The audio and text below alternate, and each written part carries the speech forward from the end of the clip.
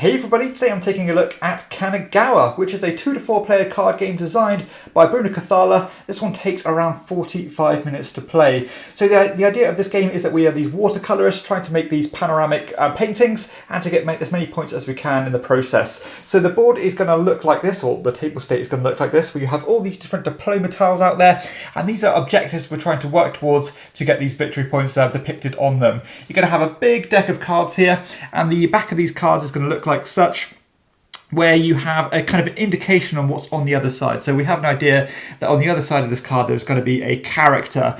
You're going to have this this board here where you're going to be drafting from, and this is this kind of a wooden bamboo effect style board, and you're going to have your own little tableau of cards which is going to be your painting. So I've advanced the game some rounds here just to give you an idea of what we're trying to build towards here. So you can see from the cards that they are double-sided. So you've got the side here that's going to contribute towards your painting, and you've got the other side which kind of goes towards your workshop, which is the bottom part here, which is going to be the kind of criteria that you need to reach in order to make the paintings in the first place. So you can see here this building part of the painting needs one of these C logos, and you can see in my workshop I've got one there. So in order to have painted that, I would need to put one of my little paint markers on that marker to show that I've met that criteria, and then I can place that painting down there. And from then on, you're going to be kind of maneuvering these paint pots around by using these arrows, or of course if you get any more to your supply, which you can do so, you can actually place them wherever you want.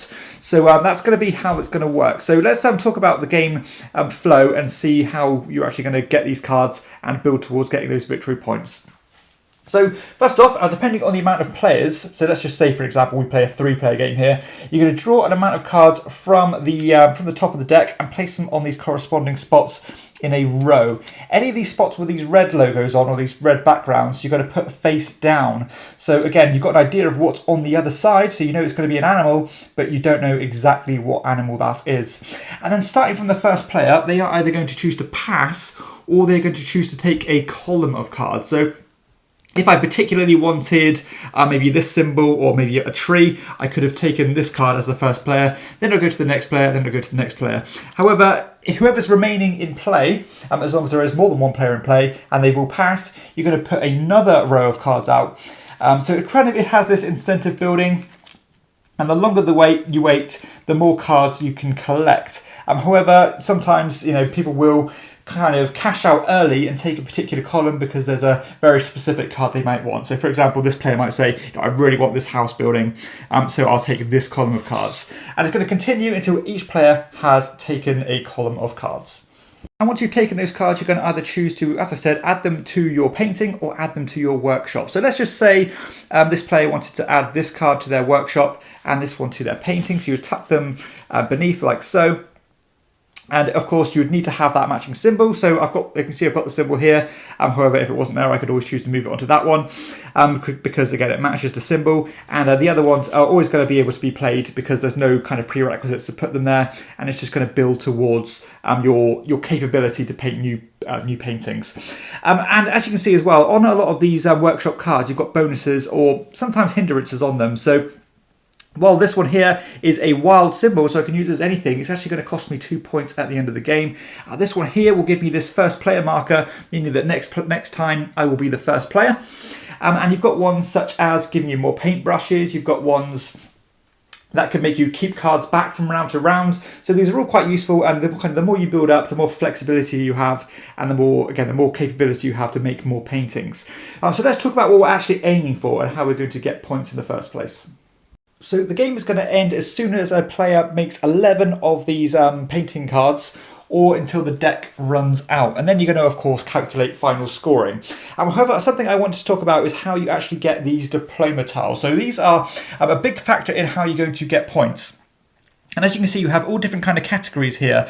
So this one here relates to characters you've collected on your painting. So if you have 2 different characters or 3 different characters, or 3 of the same characters, you're going to get the corresponding amount of points. We've got here relating to trees. If you have 3, 4 or 5 trees, you're going to get these points here. You're going to get this ones here depending on how many of these arrow symbols you have in your workshop. Buildings, again, different buildings. The different types of different types of symbols here that you have in your workshop. You've got the how many different paint pots you have and how many different animals you have, or if you have these sets of animals. However, when you acquire these the way you acquire these diplomas is not as you'd expect at the end of the game. These actually happen during the game. So as soon as you hit one of these criteria, you can choose to take the corresponding diploma tile. So let's just say I had 2 characters, which I do here. So I've got 1 character here and 1 character here. I can choose to take this tile and put it in front of me for endgame scoring. However, as soon as I hit that criteria, I have to make that decision because as soon as I take one of these diploma tiles, I can never take another one. So it really has this kind of push your luck aspect to it, where do you want to cash out now while I've got the 2, or do I want to push further and hope I get 3? So it has that real cool, again, that risk factor, and weighing up whether you're going to risk going for more or whether you're going to play it safe and cash out now, even though maybe down the road you might get another character and have blown your opportunity to get more points. And that's quite an interesting way to score. So let's talk about actually endgame scoring and what you're going to tally up to get your final result. So first off, to calculate your final score, you're going to count every single piece of your paintings, including the starting tiles. So that'd be 1, 2, 3, 4, 5, 6, 7, 8, 9 points. Then you're going to look at your longest sequence of identical seasons. So as you can see here on the cards, you've got this symbol in the top right-hand corner, in this case, like the kind of autumn logo. And also the storm logos are wild. So this will be 1, 2, 3, 4 additional points because that's my longest sequence of identical logos. You're also going to have a look at the symbols here. So these bonus points. So some are negative points, but you've got some positive points here. So I've got 1, 2, 3, 4, 5, 6, take away 2 for 4. You're going to have a look at your diploma tiles here that I've collected throughout. So that's another 3, 4, 5, 6, 7, 8, 9, 10, 13 points. And if you have the master token at the end of the game, you're going to get an additional 2 points. And of course, then you're going to calculate who's got the most points, and whoever's got the most points is going to be the winner. So let's talk about how I feel about Kanagawa. So let's start off with some of the core decisions here. I suppose it all stems back to the way you're drafting your cards. And I do like this system where you have this push your luck element. Are you going to hold out even though there's a particular card you want, in with the idea that you can potentially get more cards and more bang for your buck, but at the same time risking other people taking it from under your nose and leaving you with stuff that you didn't want because you were a little bit greedy. So this kind of reminds me of a game like Coloretto, where, you know, are you going to wait and hopefully get the card you want, but I suppose this one doesn't have that double-edged sword. It doesn't have a negative because you always have the potential to play these cards on this red side to add to your workshop. So there's no hindrance to taking a particular card, and of course you're always trying to build towards your painting, making sure you have the criteria to build these paintings with the aim of getting these diploma cards. And I think these diploma tiles are one of my favourite ways, or my favourite kind of mechanisms in the game. That push your luck aspect. You know, are you going to go for broke and go for the massive points here? You know, I'm going to get 3 of the same character, which is quite difficult to achieve, or are you going to, you know, cash out now and get a quick grab of points? But, you know, again, potentially, throw some points away if you did later achieve the criteria, because you can only take one particular type of tile. And I think that's quite a cool decision. I do like that part of the game, and it adds a little bit more weight to your decisions and a bit more impetus on actual you're putting you on the spot and making a decision now. So I think that's pretty cool. I also enjoy the management of the paint pots because you do not have a lot of scope to move these around unless you heavily invest in these movement symbols. So putting things in the right place at the right time and keeping them there can be important, and really influence the cards that you're going to take into your paintings, because if you have things sitting in the right spot, you can happily take more of those paintings in.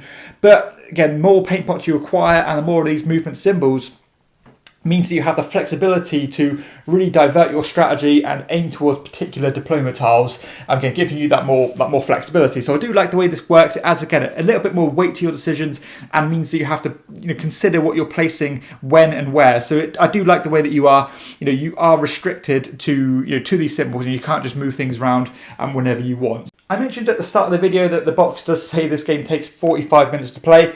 I would argue that that's a bit long. I could happily play this in half an hour. I played this 3 players the other day, and it took, I think, comfortably within half an hour. Particularly if you have more fast gamers. Turns aren't long in this game. Just grab a column and do your own thing without really considering what the other people do. Grab a diploma tile if you've reached that criteria, and pretty much carry on. So they really do take quite quick turns. It isn't really a long, slow paced game. It does feel pretty snappy, and I think that 45-minute mark is a little bit overstated, and you can get it done faster than that. Replayability, while you are simply just building up sets and aiming towards these things, I do feel like there's not a tremendous amount of replayability here, even though there is a lot of different tiles to go for, and you are of course reacting to what's available to you. I do like that there are quite a few different ways to score. You are considering a lot of things at the same time. Building all your seasons together. Getting points from the tiles themselves. Of course, the diploma tiles. So there are quite a few things to consider here. But I think generally this is aimed towards more intro level gamers. And I think if you do just play with more experienced gamers who want a richer experience, then this is going to have a bit of a ceiling and it isn't going to hit the table too regularly, because I think you're going to experience everything it has to offer pretty quickly. The interaction in the game is pretty solid. Of course, there's competition to draft the cards before the other people do. Are you going to cash out early to make sure that you get the cards you want, or the other people might do the same for you and leave you high and dry. And of course, there is attention to get these diploma tiles. Are you going to grab a tile early and make sure that you really force your opponent to go down a certain pathway and maybe back themselves into the corner by not being able to achieve that criteria. So I do like that fact that you can again just grab things before other people do and really kind of put them off track. So I do like the way that works. And the progression as well, it does feel like there's a mounting tension, because you do want to build towards those diplomas, and if people just keep on smashing down these paintings, it's going to trigger the end of the game, which can be less than ideal if you haven't actually achieved what you wanted to achieve. So it does, the pacing is okay. It's got a decent amount of progression. So yeah, overall, I think Kanagawa is a good game. I think it's pleasant. I think it flows well. Of course, it's massively or hugely beautiful. This is actually a wonderful looking game, as you have these watercolors, all these different characters and buildings, and as you put them together, they line up really well, and they make this nice panoramic picture. And again, the components themselves in general are really, really quite beautiful. But the gameplay, despite being nothing wrong with it, there's not anything I dislike about it. I just can't help but feel a little bit underwhelmed. It didn't get anything singing for me. It didn't have any compelling decisions. I never felt like I was on the edge of my seat. I wasn't really too fussed if people snapped up a certain column. Even if I wanted a particular card, there was never any punishment of taking a column, which I think it would have been nicer if it did have that. That more, as I mentioned before, that more coloretto feel, where if you start taking cards that you didn't want, maybe you'd suffer negative points in some way. But I suppose that's not really the energy that this game's going for. It is supposed to be a kind of a breezy, relaxing game, and I think it does achieve that quite well. So I think if you want a really beautiful looking game that almost anybody can play, and has some nice set collection methods with some little twists on some of the mechanisms and tensions on how you're going to acquire these points, then I would recommend checking out Kanagawa.